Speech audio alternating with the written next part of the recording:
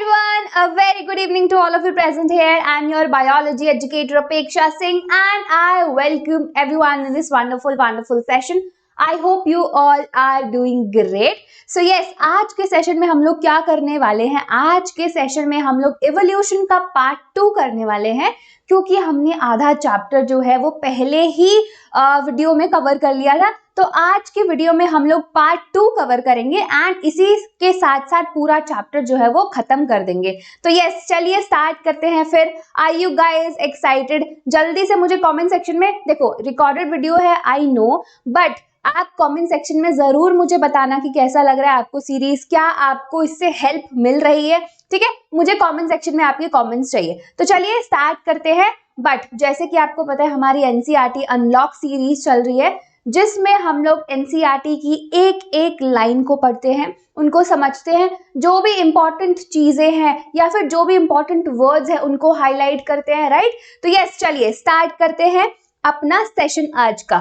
तो वहीं से स्टार्ट करूंगे जहां से हम लोगों ने छोड़ा था पहले वाले सेशन में। तो एकदम बेसिक से एनसीईआरटी में क्या लिखा हुआ है सब कुछ पढ़ते हुए चलेंगे। ठीक है, चलिए शुरू करते हैं हम लोग आज का सेशन। ओके, सो हम लोगों ने हमें स्टार्ट करना है हार्डी-विनबर्ग प्रिंसिपल। यहाँ पे हम लोगों को देखना है कि आखिर में हार्डी-विनबर्ग प्रिंसिपल क्या है और एनसीईआरटी में क्या लिखा हुआ है, राइट। तो चलिए, in a given population one can find out the frequency of occurrence of allele of a gene or a locus. This frequency is supposed to remain fixed and even remain the same throughout the generation. उसने बोला कि जो frequency होती है उसको same रहना चाहिए throughout the generation. क्या बोला यहाँ पे? The frequency is suppose to remain fix, मतलब उसमें कोई भी चेंजेस नहीं आना चाहिए, राइट। उसमें कोई भी चेंजेस नहीं आना चाहिए, तभी उसकी जो फ्रीक्वेंसी है जो आपकी फ्रीक्वेंसी है एलील और जीन की, एलील की, वो सेम रहेगी। This frequency is suppose to remain fixed and even remain the same throughout the generation. क्या लिखा है यहाँ पे? बहुत ज्यादा इंपॉर्टेंट वर्ड है आपके लिए, ये आपका फिक्स्ड रहना चाहिए थ्रू आउट द जनरेशन। ठीक है, किसकी बात की जा रही है यहाँ पे? एलील्स ऑफ अ जीन की बात की जा रही है कि वो आपके पॉपुलेशन में सेम रहनी चाहिए थ्रू आउट द जनरेशन में। ओके, चलिए आगे देखते हैं। Hardy Weinberg principle stated it using algebraic equation. उसने इसी को, हार्डी-विनबर्ग ने इसी को स्टेट किया by using the equation, algebraic equation. तो हम लोग देखेंगे आखिर में वो एल्जेब्रिक इक्वेशन क्या है, ठीक है, उसको हम लोग जानेंगे।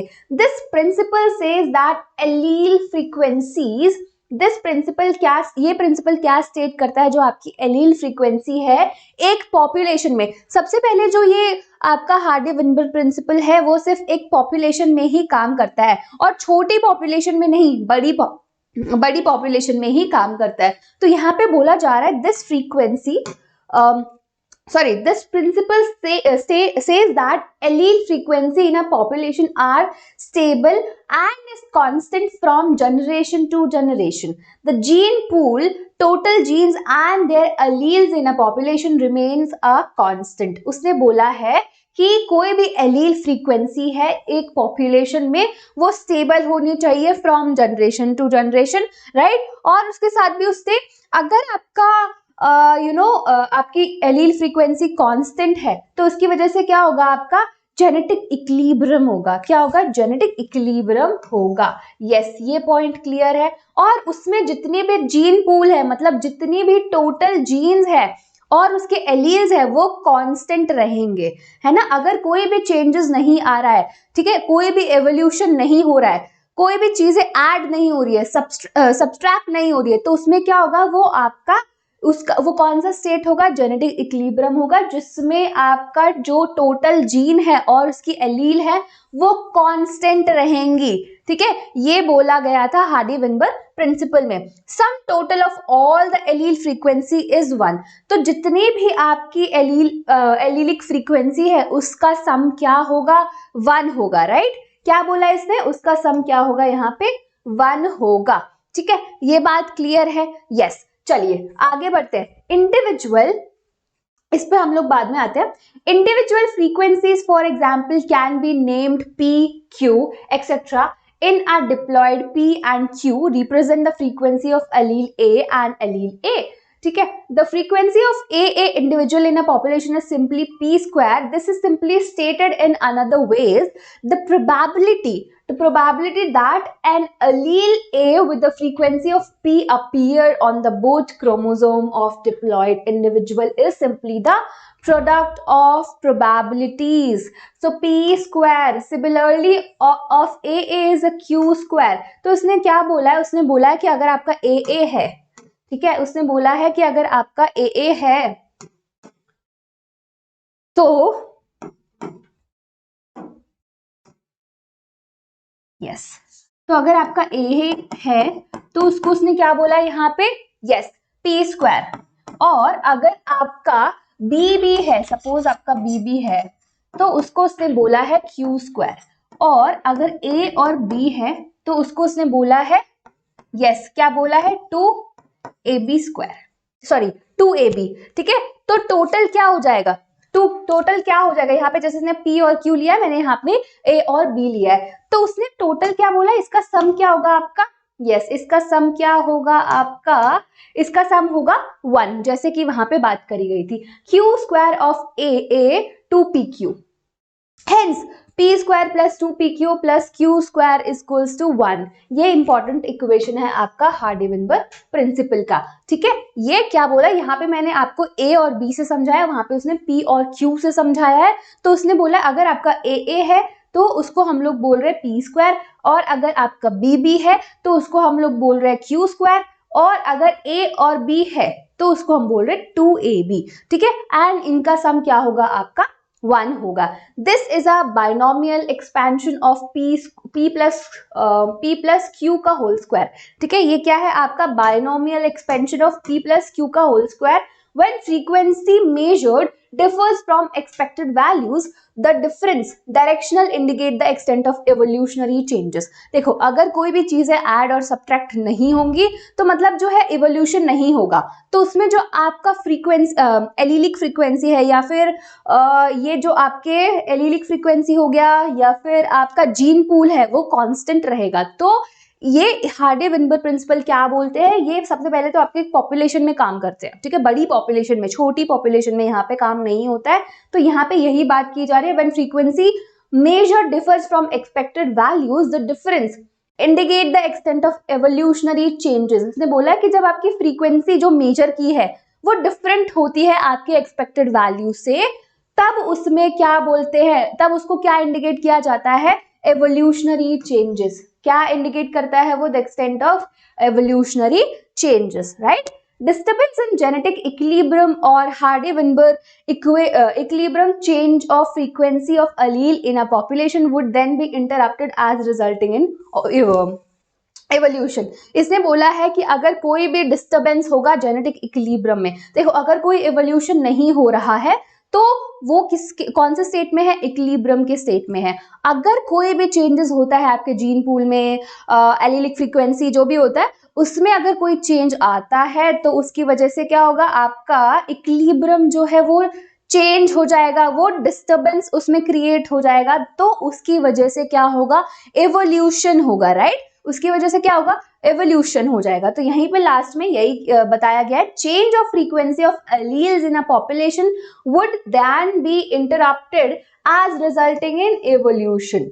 क्या बोला इसने, as resulting in evolution, right. ठीक है, यस। चलिए आगे बढ़ते हैं हम लोग, और क्या बोला जा रहा है, 5 factors are known to effect Hardy Weinberg equilibrium.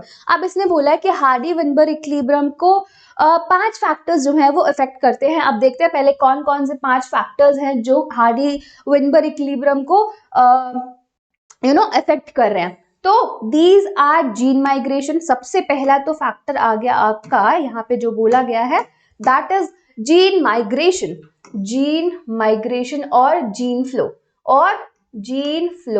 Yes.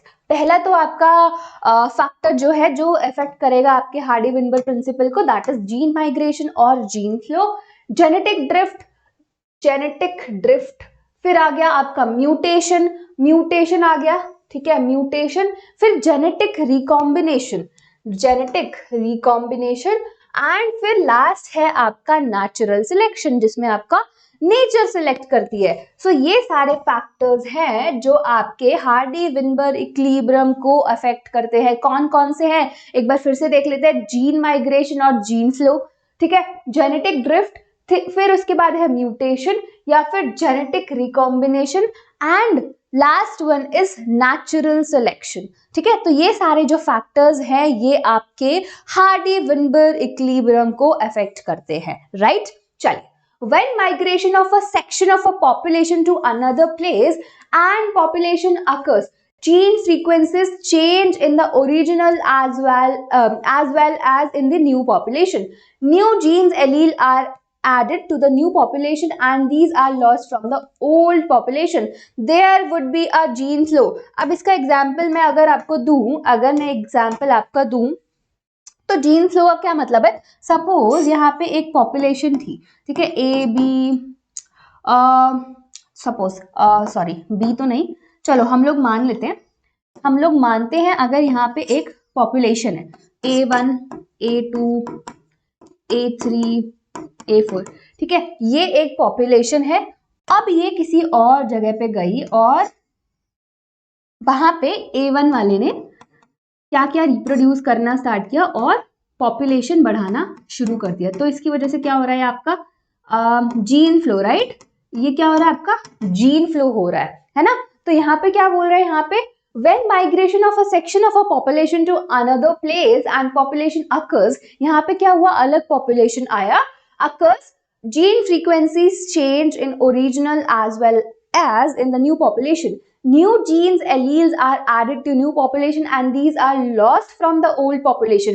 तो जो भी population हुई, नई population हुई, उसमें क्या होंगे, नए genes add होंगे, नए जीन्स और एलील्स ऐड होंगे नए पॉपुलेशन में, and these are lost from old population. तो ये सारी चीजें जो है आपके ओल्ड पॉपुलेशन से जो है वो चली जाएंगी। There would be a gene flow if this gene migration happens multiple times. तो इसकी वजह से क्या होगा, जीन फ्लो होगा अगर ये मल्टीपल टाइम्स होगा। If the same change occur by chance, अगर यही चेंज बाय चांस होता है, it is called genetic drift. ठीक है, इसमें बोला गया है कि अगर देखो यहाँ पे क्या हो रहा है, एक पॉपुलेशन थी वो दूसरी जगह पे गई और उसने रिप्रोड्यूस करना स्टार्ट किया और पॉपुलेशन बढ़ाना शुरू किया।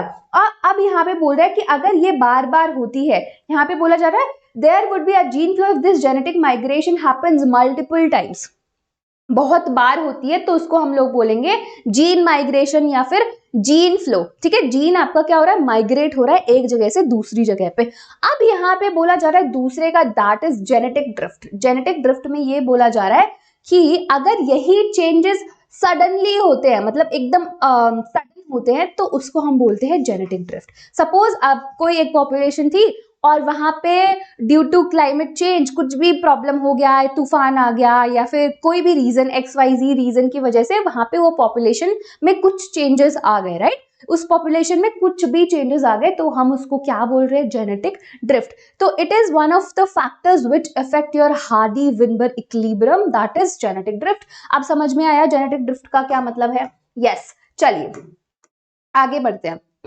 जेनेटिक ड्रिफ्ट हो गया। Sometimes the change in allele frequency is so different in the new sample of population that they become a different species. The original drifted population becomes founders and the effect is called the founder effect. अब इसने बोला कि कभी कभी ऐसा भी होता है कि जो एलील फ्रीक्वेंसी है, अगर कोई भी चेंज आती है आपकी एलील फ्रीक्वेंसी में, वो इतना ज्यादा डिफरेंट होता है कि आपके ओल्ड पॉपुलेशन से मैच ही नहीं करता है, वो बिल्कुल ही अलग स्पीशीज बन जाता है। क्या बन जाता है, अलग स्पीशीज बन जाता है। The original drifted population becomes the founder. तो जिसकी वजह से क्या हो जाता है, आपका जो ओरिजिनल पॉपुलेशन था वो क्या बन जाता है, आपका फाउंडर। ठीक है, तो इसको हम बोलते हैं फाउंडर इफेक्ट। ठीक है, मतलब इसका कहने का मतलब है कि कोई भी एक पॉपुलेशन था ओल्ड पॉपुलेशन उससे क्या बना, न्यू पॉपुलेशन बना, बट उसमें जो चेंजेस आए, उसमें जो एलीलिक फ्रीक्वेंसीज थी वो इतनी ज्यादा डिफरेंट थी कि वो पुराने वाले से बिल्कुल मैच नहीं करी थी, ठीक है, बिल्कुल भी मैच नहीं करी थी। Allele frequency so different in the new sample of population that they become a different species. तो जो हमारी न्यू स्पीशीज बनी वो इतनी ज्यादा नई बन गई कि वो ओल्ड वाले से मैच नहीं करी थी। तो इसको हम, तो ओल्ड स्पीशीज क्या बन गए, उसके फाउंडर बन गए, एंड इसको बोला जाता है, इस इफेक्ट को बोला जाता है फाउंडर इफेक्ट, ठीक है, क्या बोला जाता है इसको, फाउंडर इफेक्ट, राइट। चलिए अब हम लोग आगे बढ़ते हैं। नेक्स्ट हमारे पास है microbial experiments shows that pre-existing advantageous mutation when selected will result in observation of new phenotypes over few generations. This would result in speciation. The natural selection is a process in which heritable variations enabling better survival are enabled to reproduce and leave greater number of progeny. A critical analysis makes us believe that variation due to mutation or variation due to recombination during gametogenesis or due to gene flow or genetic drift result in change in frequency of genes and allele in future generation. Coupled to enhance reproductive success, natural selection makes it look like different population.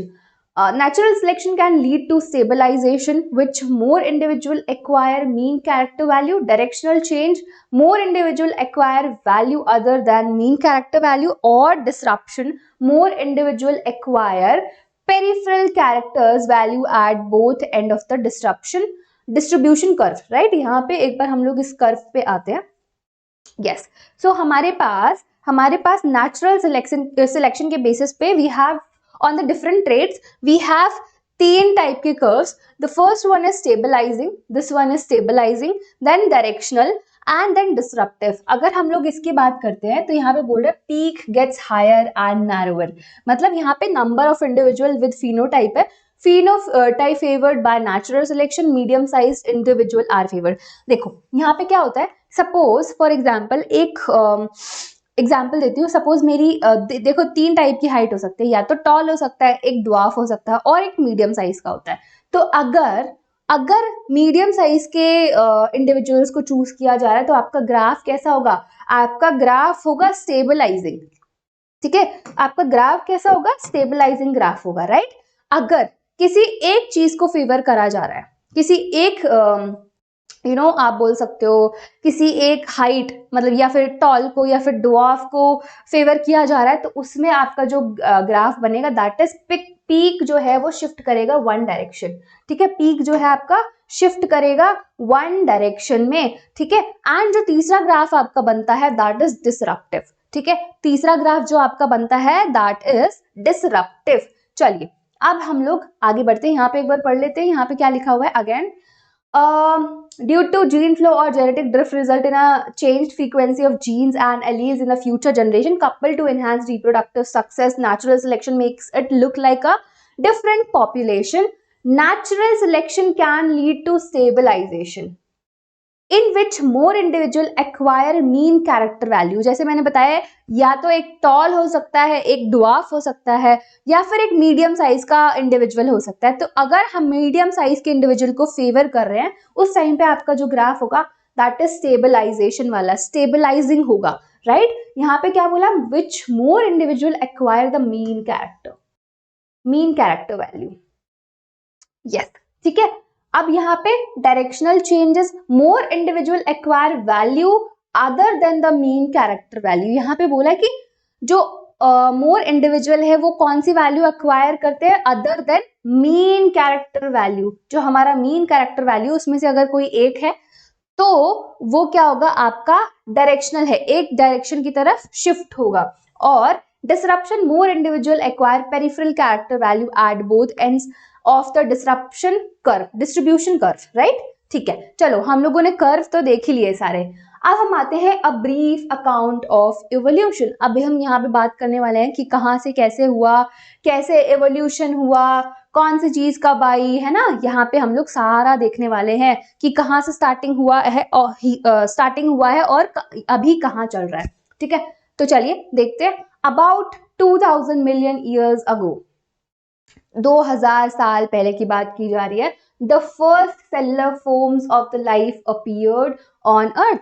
यहाँ पे बोला जा रहा है कि 2000 million years ago में से पहले की बात की जा रही है, 2000 मिलियन ईयर्स अगो पहली सेलुलर लाइफ फॉर्म जो है वो अपीयर हुई थी आपके अर्थ पे।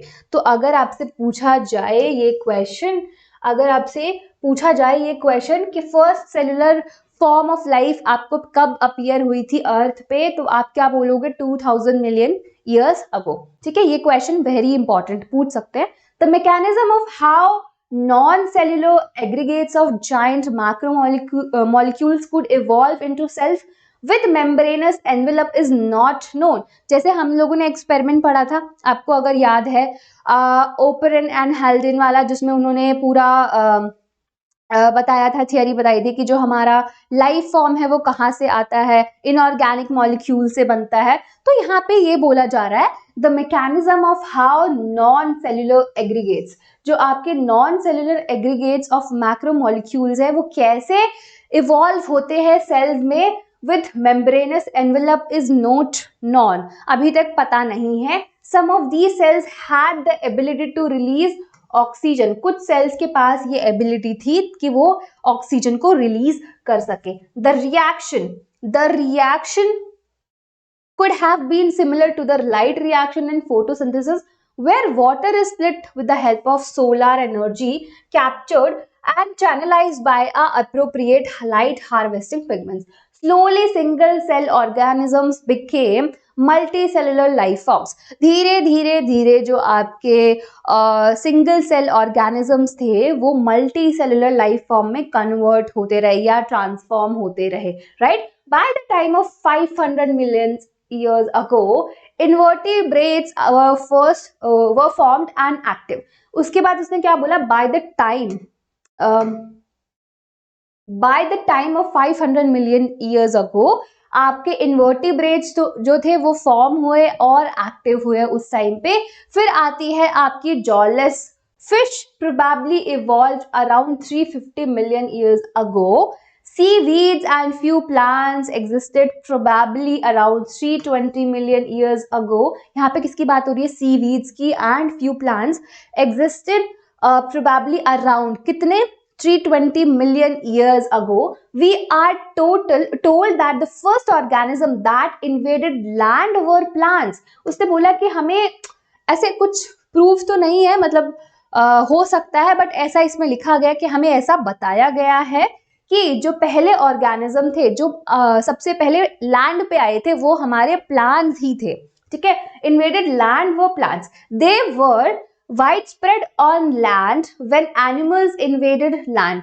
वो पहले से ही थे, जो आपके प्लांट्स थे उन्होंने पहले ही अर्थ को या फिर लैंड को इन्वेड कर लिया था जब आपके एनिमल्स ने आना स्टार्ट किया था लैंड पे, right. Fish with stout and strong fins could move on land and go back to water। This was about 350 million years ago।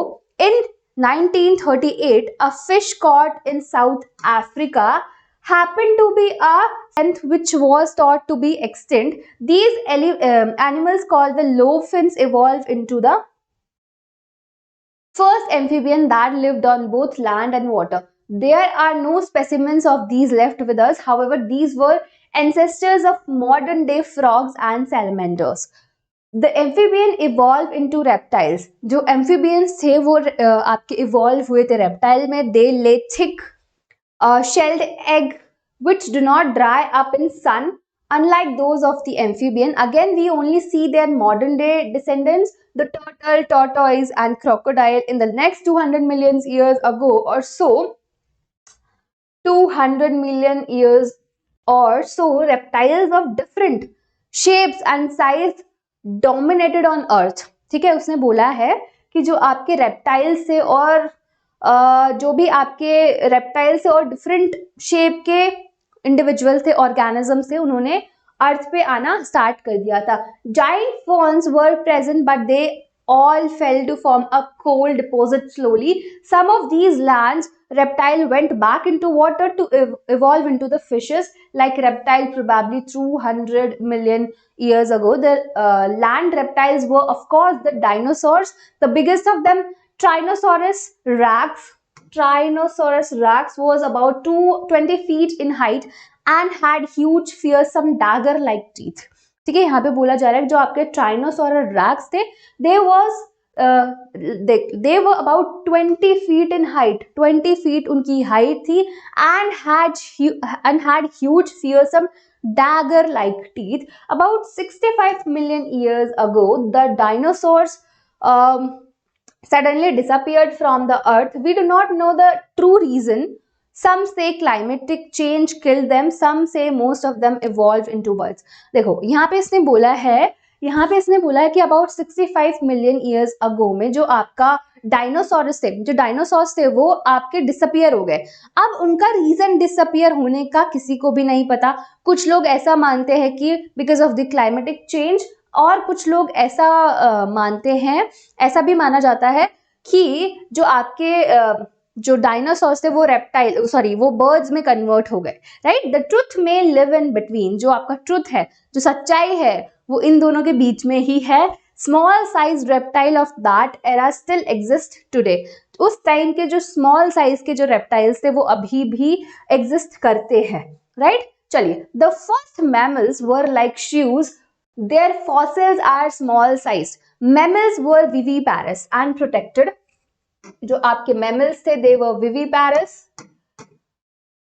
The mammals were viviparous, मतलब they give birth to young ones, right? Viviparous and protected their unborn young inside the mother's body. Viviparous थे मतलब बच्चे को जन्म देते थे, और उनकी जो मॉम्स थी वो अपने बच्चों को, मतलब फर्टिलाइजेशन इंटरनल होता था, और जो भी चीजें होती है, गेस्टेशन पीरियड जो भी होता है, वो मदर के बॉडी के अंदर होता था. Mammals were more intelligent in sensing and avoiding danger. At least when reptiles came down, mammals took over this earth. उसने बोला जब आपके reptiles चले गए, उसके बाद आपके mammals ने जो है इस अर्थ को टेक ओवर किया, है ना. mammals ने आपके इस अर्थ को टेक ओवर किया. There were in South America mammals resembling horse, hippopotamus, bear, rabbit, etc. Due to continental drift, when South America joined North America, these animals were overridden by North American fauna. Due to the same continental drift, pouched animals of Australia survived because of lack of competition from any other mammals. मतलब ये आपको ऐसा story की तरह पढ़ना है, ठीक है. इतना ज़्यादा इसमें कुछ नहीं है, आप बिल्कुल अच्छे से स्टोरी की तरह पढ़िए ये चैप्टर को, ठीक है. बिल्कुल कहानी दी गई है. Lest we forget, some mammals live wholly in water. Some mammals live wholly in water. Whales, dolphins, seals and sea cows are some examples. Evolution of horse, elephant, dog, etc. are special stories of evolution. इसमें बोला गया है जो आपका evolution है horse का, elephant का, dog का, वो बहुत ज़्यादा स्पेशल स्टोरी है जो आपको इतना नहीं पढ़ना है. राइट, इतना आपको नहीं पढ़ना है, जितना एनसीईआरटी में दिया गया है उतना ही पढ़ना है आप लोगों को. You will learn about these in higher classes. आप इन सब के बारे में अगर आप थोड़ा इंटरेस्टेड होते हो जूलॉजी पढ़ने में, या फिर अगर आपको बीएससी इन जूलॉजी करना है, ऑनर्स करना है, तो तब जाके आप इन सब की स्टोरीज पढ़ोगे कि कैसे आपके हॉर्स का एवोल्यूशन हुआ, कैसे एलिफेंट्स का हुआ, एंड कैसे आपके डॉग्स का जो है वो एवोल्यूशन हुआ. वो सारी स्टोरीज अगर आप पढ़ना चाहोगे तो पढ़ सकते हो आगे की क्लासेस में. The most successful story is the evolution of man. यहाँ पे बोला गया है कि बहुत ज़्यादा फेमस जो स्टोरी है that is evolution of man. हम लोग यहाँ पे उसको पढ़ने वाले हैं क्योंकि एनसीईआरटी में थोड़ा बहुत दिया हुआ है एवोल्यूशन ऑफ मैन के बारे में कि कैसे जो मैन है उसका एवोल्यूशन हुआ. राइट, तो हम लोग उसको देखने वाले हैं. With language skills and self consciousness, a rough sketch of the evolution of life form, their times on geological scale are indicated in. तो एक बार हम लोग थोड़े डायग्राम्स तो नहीं, यहाँ पे कुछ दिए हुए हैं इमेजेस. यस, यहाँ पे एक बार देख लेते हैं. यहाँ पे अगर हम लोग देखेंगे, ये देखो, यहाँ पे दिखाया हुआ है कि एवोल्यूशन कैसे हुआ है, ठीक है। एवोल्यूशन यहाँ पे देख सकते हो ब्रायोफाइट्स में हो गए हैं, फिर ये सारे ट्रैक्योफाइट एंसेस्टर्स, फिर ये कहाँ जा रहे हैं आपके साइलोफाइटन, ये किसमें इवॉल्व हो रहे हैं आपके स्फीनोसिड कॉन्स में, फिर ये कॉनिफोर्स में, ये सारे इसमें इवॉल्व होते जा रहे हैं स्फीनोसिड्स। ओके चलिए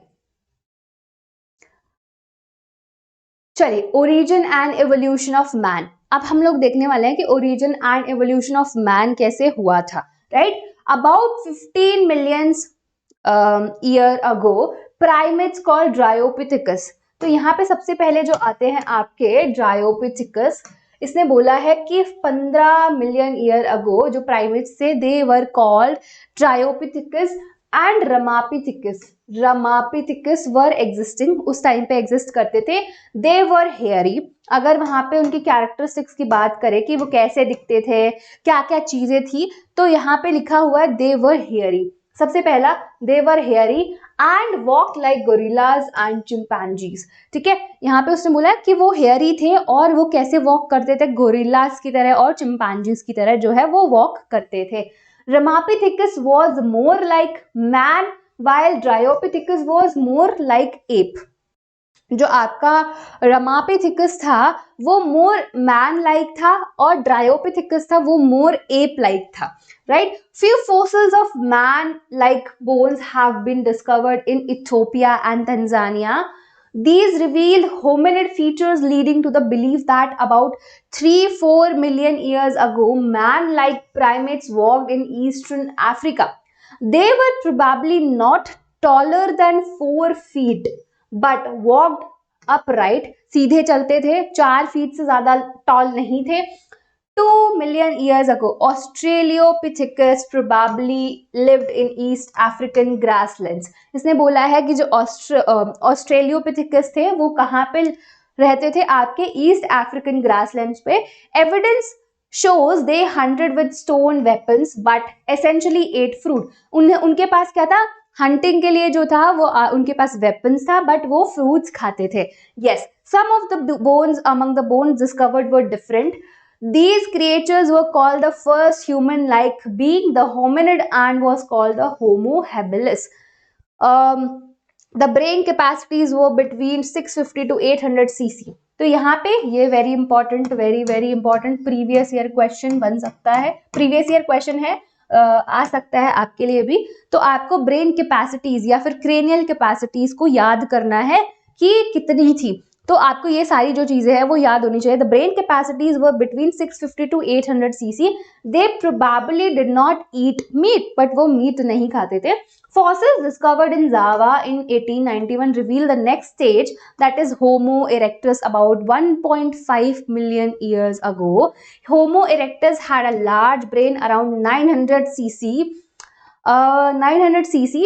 होमो इरेक्टस प्रोबेबली एट मीट, वो क्या करते थे, होमो इरेक्टस जो है वो मीट खाते थे, प्रोबेबली हो सकता है वो मीट खाते हो। The Neanderthal man with a brain size of 1400 cc lived near East and Central Asia between this 1 lakh to 40,000 years back. They used hides to protect and their body and buried their dead into dead. Homo sapiens, उसके बाद आते हैं हमारे Homo sapiens, arose in Africa and moved across continents and developed into distinct races. During the Ice Age, between 75,000 to 10,000 years ago, modern men, that is Homo sapiens, arose. Prehistoric cave art developed about 18,000 years ago. One such cave paintings by prehistoric humans can be seen at Bhimbetka rock shelter in Raisin district of Madhya Pradesh.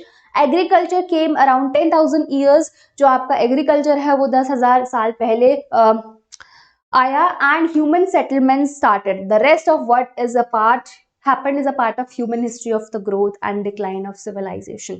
So ये पूरा human का evolution था कि कैसे starting हुआ, पहले कौन से आए, मैन लाइक, एप लाइक, आपके ड्रायोपिथिकस, रमापिथिकस, फिर आपके और लोग आए, होमो इरेक्टस, होमो हैबिलिस, ये सारे लोग आए, ठीक है, ऑस्ट्रेलियोपिथिकस, ये सारे लोग आए, बट इनकी कुछ कुछ चीजें भी दी हैं आपको, जो इंपॉर्टेंट चीजें जो याद करनी है, that is the brain capacities, किसकी कितनी ब्रेन कैपेसिटीज थी, और एक एक लाइन आपको यहाँ पे याद होनी चाहिए कि एप लाइक कौन था, मैन लाइक कौन था, ये सब चीजें आपको याद होनी चाहिए, बिकॉज ये एक लाइन से उठा के आपका क्वेश्चन बना देंगे, राइट, ठीक है।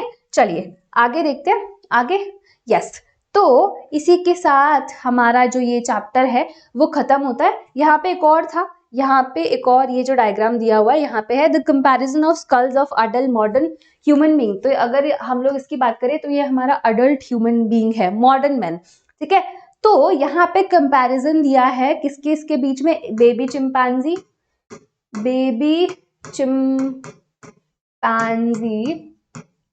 और किसके बीच में, अडल्ट के बीच में, ठीक है, अडल्ट के बीच में है। उसने बोला है कि जो मॉडर्न मैन है उसका जो स्कल है वो ज्यादा मैच करता है, या फिर बहुत ज्यादा सिमिलैरिटीज है आपके बेबी चिंपैंजी के स्कल से as compare to adult chimpanzee, ठीक है। ये आपका सीबीएसई में क्वेश्चन भी आया था, ठीक है, ये सीबीएसई में क्वेश्चन भी आया था। तो ये आपसे पूछ सकता है कि जो ह्यूमन स्कल है, जो मॉडर्न डे मैन का स्कल है, वो किससे ज्यादा सिमिलैरिटी, उससे मतलब किससे ज्यादा मैच करता है आपके बेबी चिंपैंजी से या फिर अडल्ट चिंपैंजी से। तो यहाँ पे लिखा हुआ है comparison of skulls of adult modern human being, baby chimpanzee and adult chimpanzee. The skull of baby chimpanzee is more like adult human skull than adult chimpanzee skull, ठीक है। तो ये एक क्वेश्चन भी आया था, तो ये भी आप रेडी करके जाना, ठीक है। चलिए आगे चलते हैं। हमें पता है हमारा चैप्टर खत्म हो चुका है, इसका एनसीईआरटी एनालॉग का एवोल्यूशन वाला भी चैप्टर जो है वो खत्म हो गया है, राइट। तो चलिए एक बार हम लोग बात कर लेते हैं आप लोगों की, जैसे मैंने बताया था कि आप लोगों के लिए सरप्राइज है, जो भी बच्चे नीट के लिए प्रिपेयर कर रहे हैं, ठीक है, नीट 2025 के लिए प्रिपेयर कर रहे हैं और उनको सब्सक्रिप्शन खरीदना, अन अकेडमी का सब्सक्रिप्शन खरीदना है, तो आपके लिए बहुत अच्छे अच्छे ऑफर्स है यहाँ पे। तो यहाँ पे पहले बैच के बारे में अगर मैं बात करूंगी तो join numbers early achievers batch. तो अगर आप 2027 के लिए प्रिपेयर कर रहे हो, नीट के लिए 2027 को टारगेट कर रहे हो, तो आप ये बैच बिल्कुल खरीद सकते हो, अन अकेडमी का सब्सक्रिप्शन ले सकते हो। कितने में है आपका ये सब्सक्रिप्शन, 9,999 में आपको ये सब्सक्रिप्शन मिलेगा, जिसमें आपको मिलेंगे 1500 plus live lectures, 14 plus test, और इंग्लिश में आपका ये बैच होने वाला है, राइट। तो आपको कोड क्या यूज करना है to get discount, that is AS08। AS08 आपको कोड यूज करना है टू गेट डिस्काउंट, अच्छा प्राइस में आपको ये बैच मिल जाएगा, ठीक है। तो ये बैच है आपके 2027 के लिए, जो बच्चे 2027 के लिए प्रिपेयर कर रहे हैं। अब हम आते हैं दूसरे बैच पे, that is join Phoenix all star fast track batch. अब अगर मैं फास्ट ट्रैक बैच की बात करूं तो इसका मतलब ये है कि देखो आपको पता है ये टारगेट कर रहा है 2025 को, तो 2025 के जो भी बच्चे हैं, जो भी एस्पिरेंट्स हैं, उनको पता है उनके पास अभी टाइम नहीं है इतना ज्यादा, ठीक है, इतना ज्यादा टाइम नहीं है, हार्डली आपके पास 5 से 6 महीने बचे हुए हैं। तो अगर आपको जल्दी जल्दी अपना सिलेबस खत्म करना है, जल्दी जल्दी आपको चीजें रिविजन करनी है, रिवाइज करनी है, मॉक टेस्ट देने, टेस्ट सीरीज लगानी है, तो आपके लिए बहुत अच्छा बैच है। इसमें आपका सिलेबस जो है वो बहुत जल्दी जल्दी खत्म कर दिया जाएगा, और ये बैच आपको मिल रहा है जस्ट 2,999 में, ठीक है, जिसमें आपको मिलेंगे 450 प्लस लाइव लेक्चर्स मिलेंगे, 15 टेस्ट मिलेगा, और इंग्लिश में आपका ये बैच होने वाला है। तो आप अपने एजुकेटर्स देख सकते हो, सारे इंडिया के टॉप एजुकेटर्स हैं जो आपको सारे तीनों सब्जेक्ट पढ़ाने वाले हैं, physics, chemistry and biology, right. तो आप ये कंसिडर कर सकते हो, ये बैच खरीदने के लिए आपको कोड यूज करना है AS08। कौन सा कोड यूज करना है, AS08, और आपको अच्छा खासा डिस्काउंट मिल जाएगा इस बैच पे। तो अभी तक अपना सब्सक्रिप्शन नहीं खरीदा है तो जल्दी से जाइए, सब्सक्रिप्शन खरीदिए एंड अपनी पढ़ाई शुरू कर दीजिए, ठीक है। अब हम आते हैं दूसरे हमारे लास्ट बैच पे। जैसे कि मैंने बोला 2025 के लिए, 2027 के लिए, अब आप बोलोगे मैम 2026 के लिए क्या है, तो 2026 के लिए भी बहुत अच्छा बैच है, ठीक है, ये है हमारा टीम टाइटंस, जो आप देख सकते हो इंडिया के टॉप एजुकेटर्स है, जिसमें आपको तीनों subject physics, chemistry and biology तीनों सब्जेक्ट पढ़ाया जाएगा। एंड ये बैच है आपके 2026 के लिए। तो जो भी बच्चे 2026 को टारगेट कर रहे हैं और अनअकैडमी से प्रिपरेशन करना चाहते हैं, तो डेफिनेटली आप ये बैच खरीद सकते हो, अच्छे प्राइस में मिल रहा है।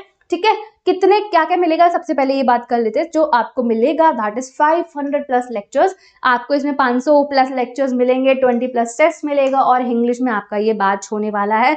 और कितने में मिल रहा है? सिर्फ 4499 में आपको ये बैच मिल रहा है। तो अभी तक आपने सब्सक्रिप्शन नहीं खरीदा है, जाइए फटाफट से सब्सक्रिप्शन खरीदिए और तैयारी शुरू कर दीजिए अभी से। ठीक है, तैयारी शुरू कर दीजिए अभी से। और आपको कोड क्या यूज करना है? AS08 to get discount. ठीक है, अच्छा खासा डिस्काउंट आपको मिल जाएगा इन बैच पे। ठीक है, चलिए फिर इसी बात पे हम लोग आज का सेशन जो है वो खत्म करते हैं। ठीक है, खत्म करते हैं। आपका एवोल्यूशन वाला थोड़ा सा पार्ट रह गया था, जो उसमें नहीं करवा पाई थी मैं फर्स्ट लेक्चर में, तो मैंने सोचा इस वाले लेक्चर में आपका खत्म करा देती हूँ। तो आपका एवोल्यूशन जो है वो खत्म हो चुका है, एनसीईआरटी रीडिंग खत्म हो चुकी है। देखो, ये वाले लेक्चर्स ना उन्हीं को समझ में आएगा जिन्होंने ऑलरेडी डिटेल लेक्चर्स लगा लिए हैं। अब जिन्होंने जो पहली बार पढ़ रहे हैं उनको ये समझ में नहीं आएगा। तो जिन्होंने पहले ही डिटेल लेक्चर्स लगा लिए वो सिर्फ रिवीजन के लिए ये लेक्चर्स देख सकते हैं, मैं आपको पहले ही बता देती हूँ। राइट, तो जो पहली बार देख रहे हैं ना, प्लीज अगर उनको समझ में नहीं आए तो आपको पहले जाके डिटेल लेक्चर्स देखने पड़ेंगे। ठीक है, तो चलिए, आई होप ये वीडियो आपको हेल्प करेगी, आपका रिविजन में हेल्प करेगी, जल्दी जल्दी आप एनसीईआरटी रीड कर सकते हो। राइट, चलिए, तो इसी बात पे हम लोग आज का सेशन जो है वो बंद करते हैं। मिलेंगे नेक्स्ट सेशन में किसी और चैप्टर के साथ, उसमें एक और चैप्टर को खत्म करेंगे एनसीईआरटी अनलॉक सीरीज में। ठीक है, चलिए, तब तक के लिए bye bye, tata, take care and पढ़ाई करते रहो।